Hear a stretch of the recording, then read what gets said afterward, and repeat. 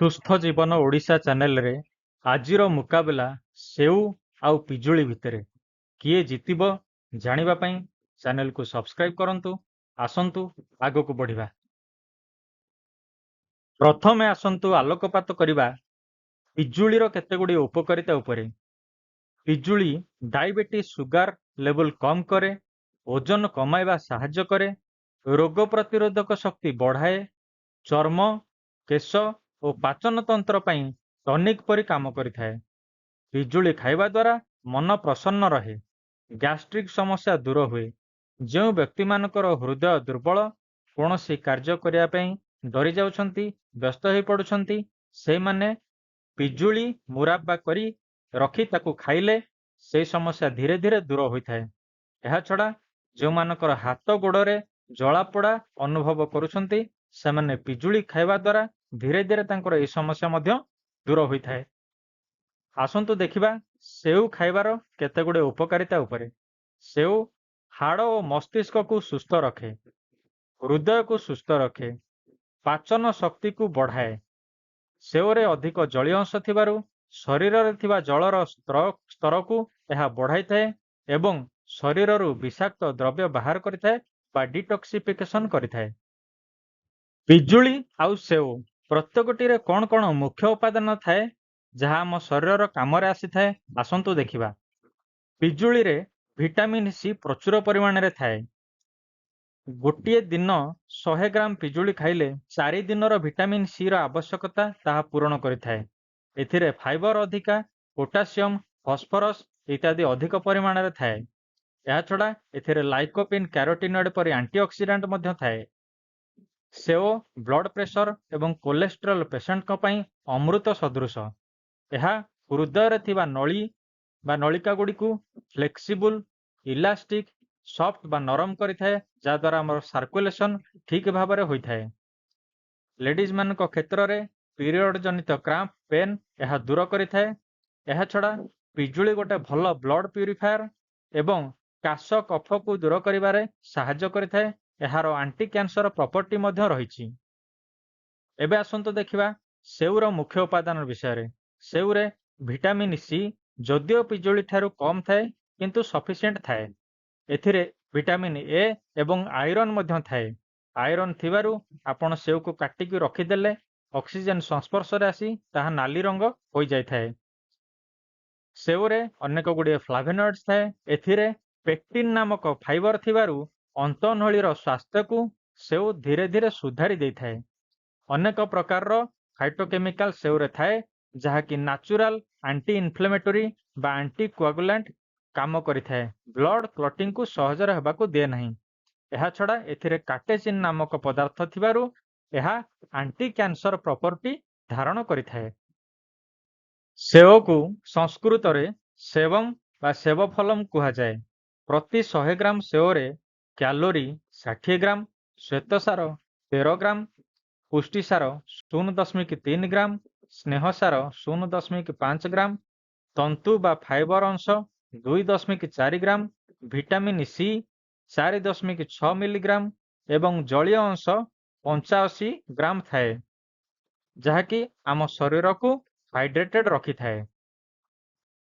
ପିଜୁଳିକୁ ସଂସ୍କୃତରେ ପେରୁକମ୍ ବା ଦୃଢ଼ବୀଜମ୍ ବା ବହୁବୀଜମ୍ ମଧ୍ୟ କୁହାଯାଏ, କାରଣ ଏଥିରେ ଛୋଟ ଛୋଟ ବହୁତ ଟାଣ ମଞ୍ଜି ରହିଥାଏ।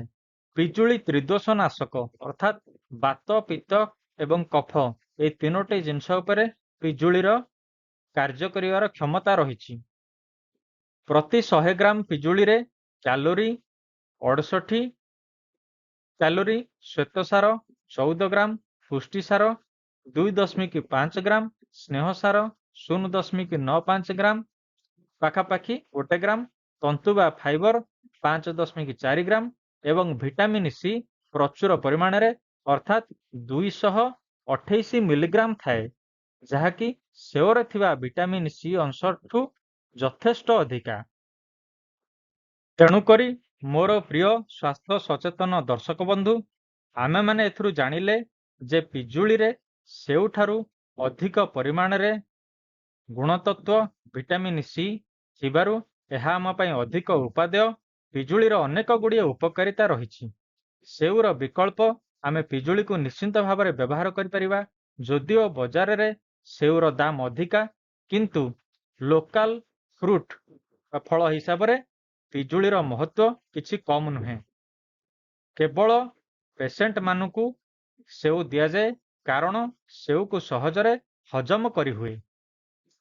ପିଜୁଳି କିଛି କାଂଶରେ ଯଦି ଆମେ ଠିକରେ ତାହା ପାଚି ନଥିବ ବା ଠିକ ଭାବରେ ତା ମଞ୍ଜିକୁ ଆମେ ନ ଖାଇବା ତାହେଲେ ପିଜୁଳି କୋଷ୍ଠକାଠିନ୍ୟ ସମସ୍ୟା ତିଆରି କରିପାରେ। ଯେଉଁମାନେ ଡାଇବେଟିସ୍ ରୋଗୀ ସେମାନେ ପିଜୁଳି ଖାଇ ଏହାର ଲାଭ ଉଠାଇ ପାରିବେ କାରଣ ଏହା ଆପଣଙ୍କର ବ୍ଲଡ ସୁଗାର ସ୍ତରକୁ ନିୟନ୍ତ୍ରଣରେ ରଖେ। ଭାବନ୍ତୁ ନାହିଁ ଯେ ସେଉ ହେଉଛି ଗୋଟିଏ ଧନୀ ଲୋକର ଫଳ ବା ପିଜୁଳି ହେଉଛି ଗୋଟିଏ ଗରିବ ଲୋକର ଫଳ। ଆସନ୍ତୁ ଆମେ ଆମ ଓଡ଼ିଶାରେ ଆଭେଲେବୁଲ ପିଜୁଳିକୁ ଖାଇବା ଏବଂ ଲୋକାଲ ଚାଷୀମାନଙ୍କ ହାତକୁ 2 ପଇସା କେମିତି ପହଞ୍ଚିବ ସେ କଥା ଚିନ୍ତା କରିବା। ସେଉ ଆଉ ପିଜୁଳି ଖାଇବାରେ କେତେଗୁଡ଼ିଏ ସାବଧାନତା ଅବଲମ୍ବନ କରିବା ଆବଶ୍ୟକ।